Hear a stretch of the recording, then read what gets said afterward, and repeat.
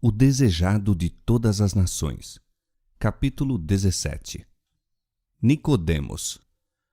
Este capítulo se baseia em João, capítulo 3, versos 1 a 17. Nicodemos ocupava posição de alta confiança na nação judaica. Possuía esmerada educação e era dotado de talentos acima do comum, sendo igualmente membro honrado do Conselho Nacional. Fora, juntamente com outros, agitado pelos ensinos de Jesus. Se bem que rico, instruído e honrado, sentira-se estranhamente atraído pelo humilde Nazareno. As lições saídas dos lábios do Salvador o haviam impressionado grandemente e desejara conhecer mais acerca dessas maravilhosas verdades. A manifestação de autoridade por parte de Cristo na purificação do templo despertara nos sacerdotes e principais decidido ódio. Temiam o poder desse estranho. Tal ousadia da parte de um obscuro galileu não era coisa que se tolerasse. Determinaram por termo a sua obra. Mas nem todos concordavam com isso. Alguns havia que temiam opor-se a uma pessoa tão evidentemente dirigida pelo Espírito de Deus. Lembravam-se de como profetas haviam sido mortos por terem repreendido os pecados dos guias de Israel. Sabiam que a servidão dos judeus a um povo pagão era o resultado de sua obstinação em rejeitar as repreensões de Deus. Temiam que, conspirando contra Jesus, os sacerdotes e principais estivessem seguindo os passos de seus antepassados e trouxessem sobre a nação novas calamidades. Num concílio do Sinédrio, em que fora considerada a atitude a tomar para com Jesus, aconselhara cautela e moderação. Insistira em que, se Jesus se achasse na verdade investido de autoridade por Deus, seria perigoso rejeitar-lhe as advertências. Os sacerdotes não haviam ousado desprezar esse conselho e, temporariamente, não tomaram medidas abertas contra o Salvador. Desde que ouvira Jesus, Nicodemos estudara ansiosamente as profecias relativas ao Messias, e quanto mais procurara, tanto mais forte era a sua convicção de que este era aquele que havia de vir. Ele, como muitos outros em Israel, sentira-se grandemente aflito com a profanação do templo. Fora testemunha ocular da cena da expulsão dos vendedores e compradores por Jesus. Presenciara a maravilhosa manifestação de poder divino. Vira o Salvador receber os pobres e curar os enfermos. Vira-lhes a expressão de alegria e escutara-lhes as palavras de louvor. E não podia duvidar de que Jesus de Nazaré era o enviado de Deus. Desejava grandemente uma entrevista com Jesus, mas recuava ante a ideia de o procurar abertamente. Seria demasiado humilhante para um príncipe judeu reconhecer-se em afinidade com um mestre ainda tão pouco conhecido. E chegasse sua visita ao conhecimento do Sinédrio, isso lhe atrairia o desprezo e as acusações do mesmo. Decidiu-se por uma entrevista em segredo, desculpando-se com a ideia de que, fosse ele abertamente, outros lhe poderiam seguir o exemplo. Sabendo, depois de indagar especialmente o lugar de retiro do Salvador, no Monte das Oliveiras, esperou até que a cidade silenciasse no sono, indo então em busca dele. Em presença de Cristo, experimentou Nicodemos uma estranha timidez que se esforçou por ocultar sob um ar de compostura e dignidade. Rabi, disse ele, bem sabemos que és mestre vindo de Deus, porque ninguém pode fazer estes sinais que tu fazes se Deus não for com ele. esperava, falando dos raros dons de Cristo como mestre, bem como de seu maravilhoso poder de operar milagres, preparar o terreno para a entrevista que pretendia. Suas palavras visavam exprimir e despertar confiança. Na realidade, porém, exprimiram incredulidade. Não reconheceu Jesus como o Messias, mas apenas como um mestre enviado por Deus. Em vez de agradecer essa saudação, Jesus fixou os olhos no visitante como se lhe estivesse lendo a alma. Em sua infinita sabedoria, viu diante de si um indagador da verdade. Sabia o objetivo dessa visita e, no desejo de aprofundar a convicção já existente no espírito do ouvinte, foi diretamente ao ponto, dizendo solene, mas bondosamente: Na verdade, te digo que aquele que não nascer de novo não pode ver o reino de Deus. Nicodemos fora ter com o Senhor pensando em entrar com ele em discussão, mas Jesus expôs-lhe os princípios fundamentais da verdade. Disse a Nicodemos: Não é tanto de conhecimento teórico que precisas, mas de regeneração espiritual. Não necessitas satisfazer tua curiosidade, mas ter um novo coração. É mister que recebas nova vida de cima antes de te ser possível apreciar as coisas celestiais.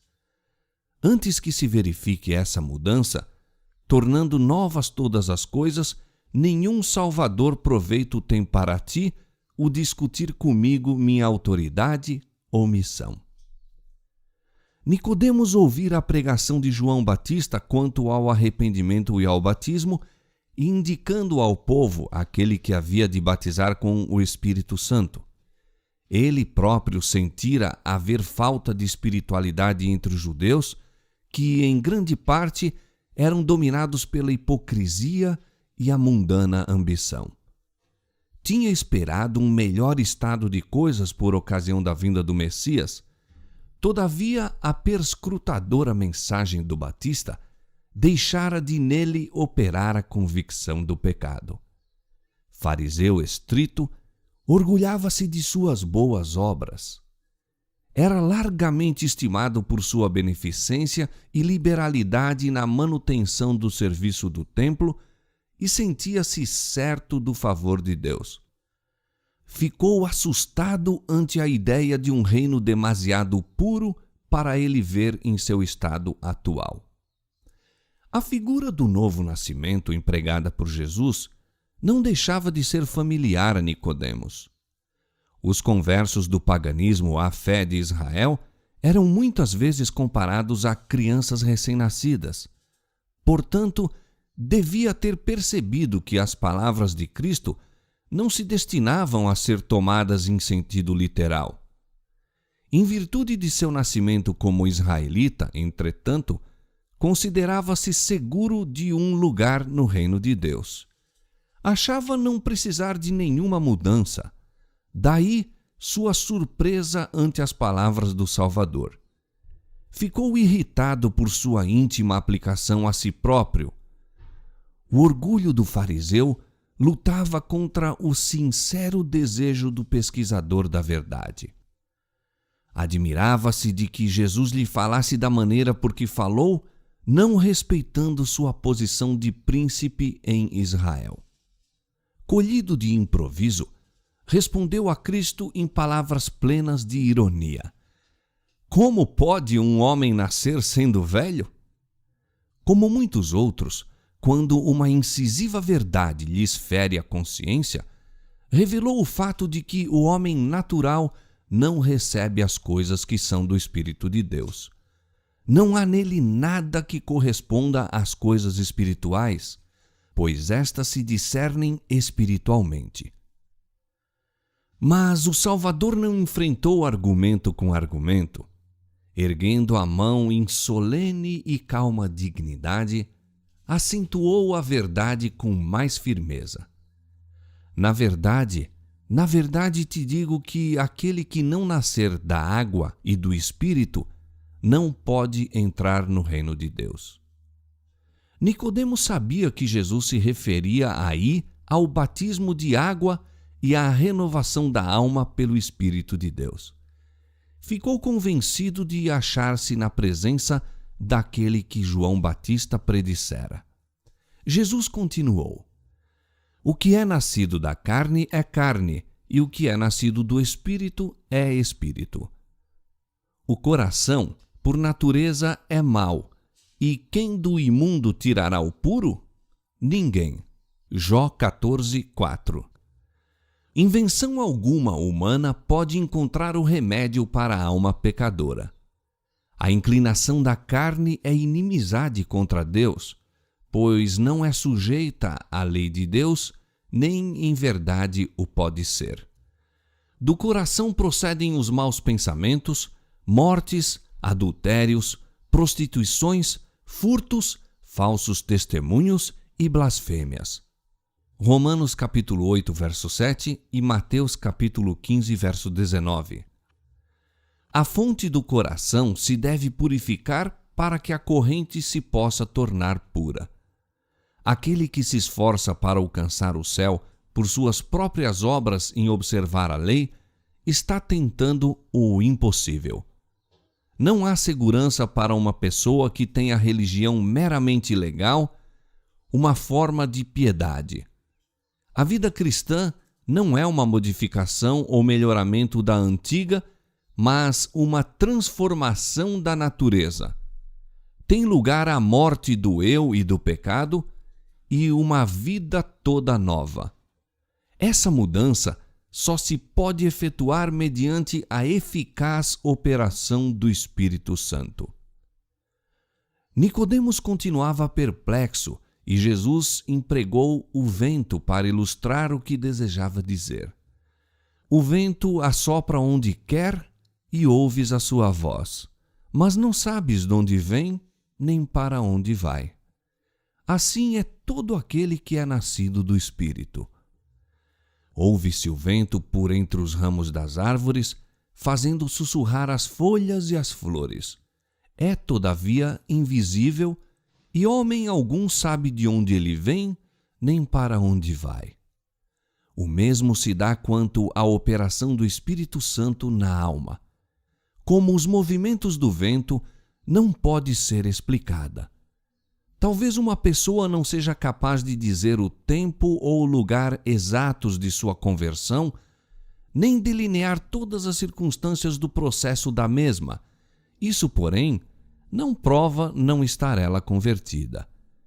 Mediante um agente tão invisível como o vento, está Cristo continuamente operando no coração.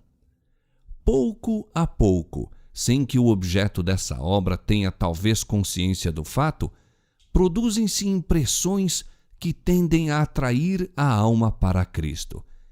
Estas se podem causar meditando nele, lendo as Escrituras ou ouvindo a palavra do pregador. De repente, ao chegar o Espírito com mais direto apelo, a alma entrega-se alegremente a Jesus. Isso é chamado por muitos uma conversão repentina. É, no entanto, o resultado de longo processo de conquista efetuado pelo Espírito de Deus, processo paciente e prolongado. Se bem que o vento seja invisível, seus efeitos são vistos e sentidos. Assim, a obra do Espírito sobre a alma revelar-se-á em cada ato daquele que lhe experimentou o poder salvador. Quando os pensamentos pecaminosos são afastados, renunciadas as más ações, o amor, a humildade, a paz tomam o lugar da ira, da inveja e da contenda. A alegria substitui a tristeza e o semblante reflete a luz do céu. Ninguém vê a mão que suspende o fardo, nem a luz que desce das cortes celestiais. A bênção vem quando, pela fé, a alma se entrega a Deus. Então, aquele poder que olho algum pode discernir, cria um novo ser à imagem de Deus. É impossível à mente finita compreender a obra da redenção. Seu ministério excede ao conhecimento humano, todavia, aquele que passa da morte para a vida percebe que é uma divina realidade. O começo da redenção, podemos conhecê-lo aqui mediante uma experiência pessoal. Seus resultados estendem-se através da eternidade. Enquanto Jesus falava, alguns raios da verdade penetraram no espírito do príncipe.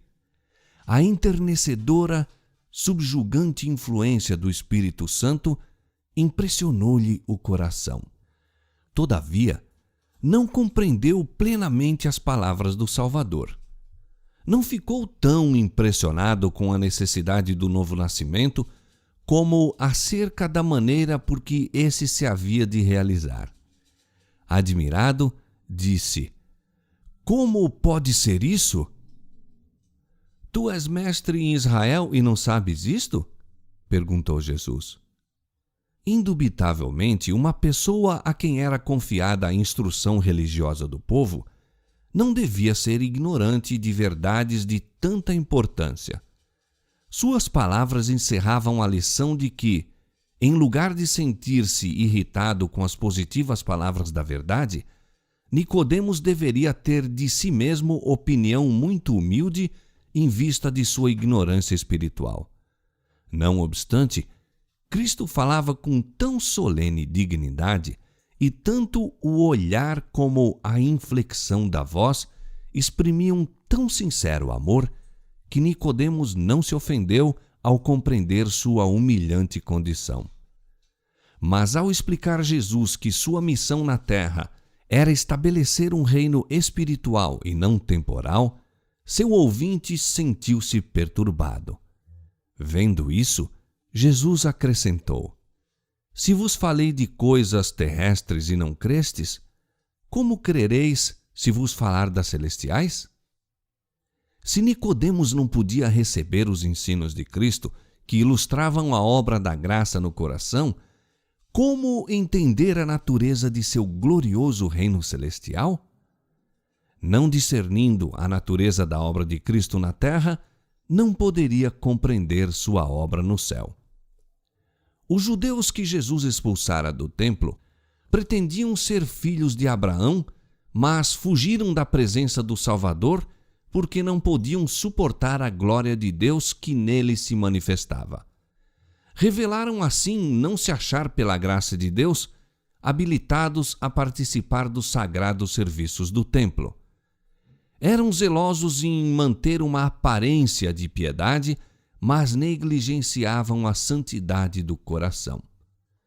Ao passo que eram zelosos defensores da letra da lei, violavam-lhe constantemente o espírito. Sua grande necessidade era aquela mesma mudança que Cristo estivera explicando a Nicodemos, um novo nascimento moral, uma limpeza do pecado e renovação do conhecimento e da santidade. Não havia escusa para a cegueira de Israel quanto à obra da regeneração. Pela inspiração do Espírito Santo, escrevera Isaías: "Todos nós somos como o imundo e todas as nossas justiças como trapos de imundícia." Davi suplicara: "Cria em mim, ó Deus, um coração puro e renova em mim um espírito reto." E por meio de Ezequiel fora dada a promessa: "E vos darei um coração novo e porei dentro de vós um espírito novo. E tirarei o coração de pedra da vossa carne e vos darei um coração de carne. E porei dentro de vós o meu espírito e farei que andeis nos meus estatutos e guardeis os meus juízos e os observeis." Isaías 64:6, Salmo 51:10 e Ezequiel capítulo 36, versos 26 e 27. Nicodemos lera essas passagens com o espírito obscurecido. Agora, porém, começava a compreender-lhes a significação. Via que a mais rígida obediência à simples letra da lei, no que respeitava à vida exterior, não poderia habilitar homem algum para entrar no reino do céu. No conceito dos homens, sua vida fora justa e digna de honra. Em presença de Cristo, no entanto, sentia que seu coração era impuro, sua vida destituída de santidade. Nicodemos estava sendo atraído para Cristo. Ao explicar-lhe o Salvador o que dizia a respeito ao novo nascimento, anelava experimentar essa mudança em si mesmo.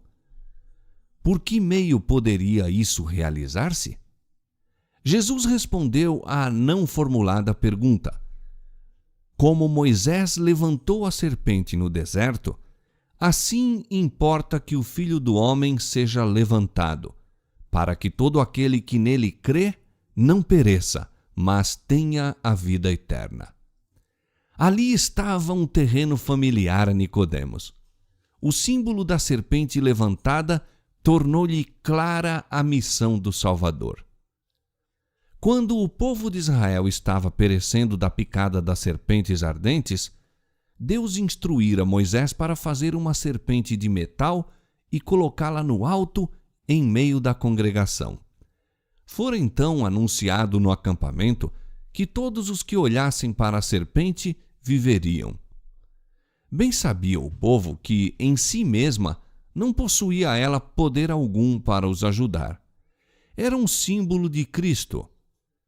Como a imagem feita à semelhança das serpentes destruidoras era erguida para a cura deles, assim alguém nascido em semelhança da carne do pecado havia de lhe ser redentor. Romanos 8:3.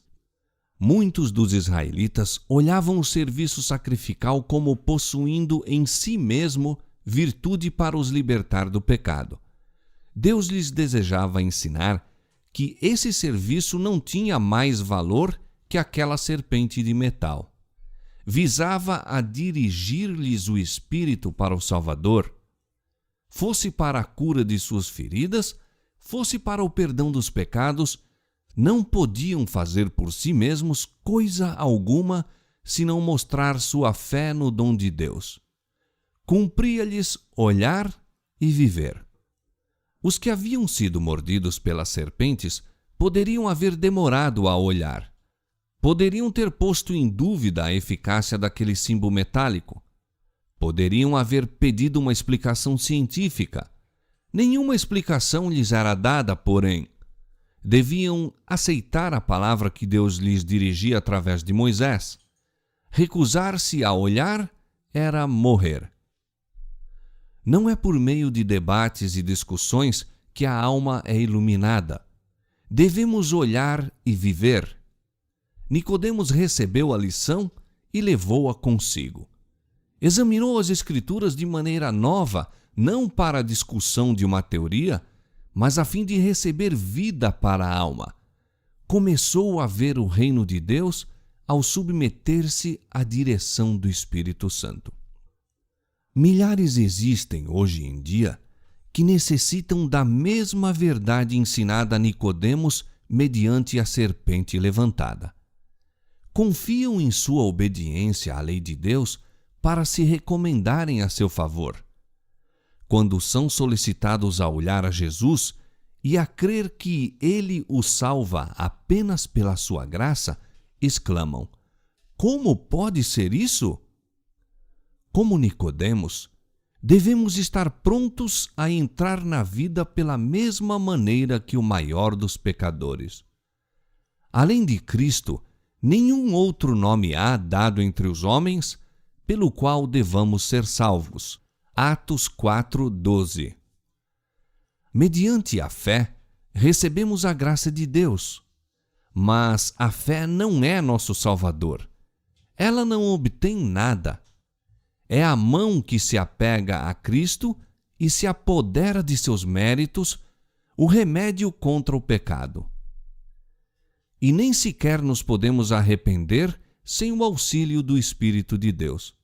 Diz a Escritura de Cristo: Deus, com a sua destra, o elevou a príncipe e salvador para dar a Israel o arrependimento e remissão dos pecados. Atos 5:31.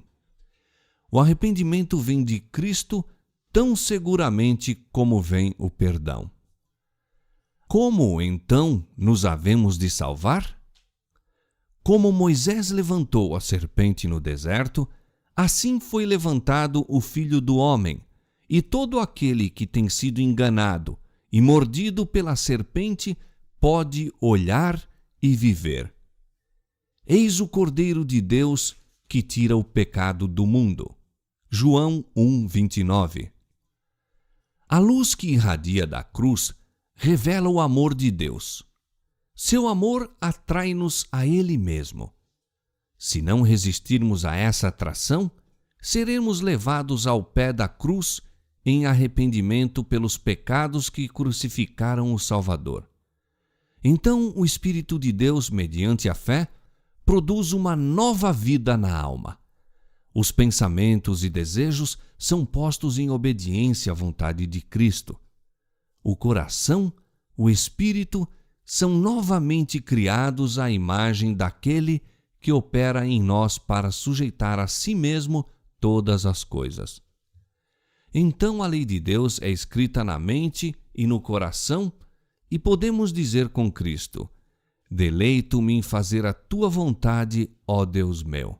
Salmo 40, verso 8. Na entrevista com Nicodemos, Jesus desdobrou o plano da salvação e sua missão no mundo. Em nenhum de seus posteriores discursos explicou tão plenamente, passo por passo, a obra necessária ao coração de todo aquele que quiser herdar o reino do céu. No próprio início de seu ministério, abriu a verdade a um membro do Sinédrio, ao espírito mais apto a receber, a um designado mestre do povo. Os guias de Israel, porém, não receberam de bom grado a luz. Nicodemos ocultou a verdade no coração e por 3 anos pouco foi aparentemente o fruto. Jesus, porém, conhecia o solo em que lançara a semente. As palavras dirigidas à noite a um ouvinte na solitária montanha não foram perdidas. Durante algum tempo, Nicodemos não reconheceu publicamente a Cristo, mas observava-lhe a vida e ponderava-lhe os ensinos. Repetidamente, no conselho do Sinédrio, frustrou os planos dos sacerdotes para o destruir. Quando, afinal, Jesus foi erguido na cruz, Nicodemos relembrou o ensino no olivete. Como Moisés levantou a serpente no deserto, assim importa que o Filho do Homem seja levantado, para que todo aquele que nele crê não pereça, mas tenha a vida eterna. A luz daquela secreta entrevista iluminou a cruz do Calvário e Nicodemos viu em Jesus o Redentor do mundo. Depois da ascensão do Senhor, quando os discípulos foram dispersos pela perseguição, Nicodemos tomou ousadamente a dianteira. Empregou sua fortuna na manutenção da igreja infante, que os judeus haviam esperado fosse extirpada com a morte de Cristo.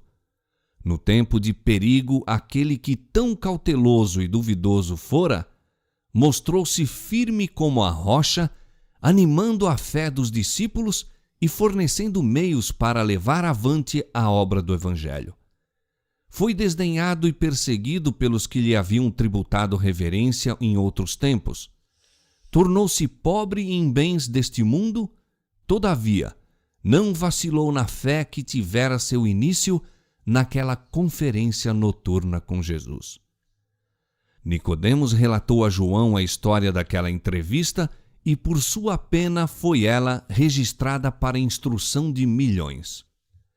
As verdades aí ensinadas são tão importantes hoje em dia como naquela solene noite na sombria montanha, quando o príncipe judeu foi aprender com o humilde mestre da Galileia o caminho da vida.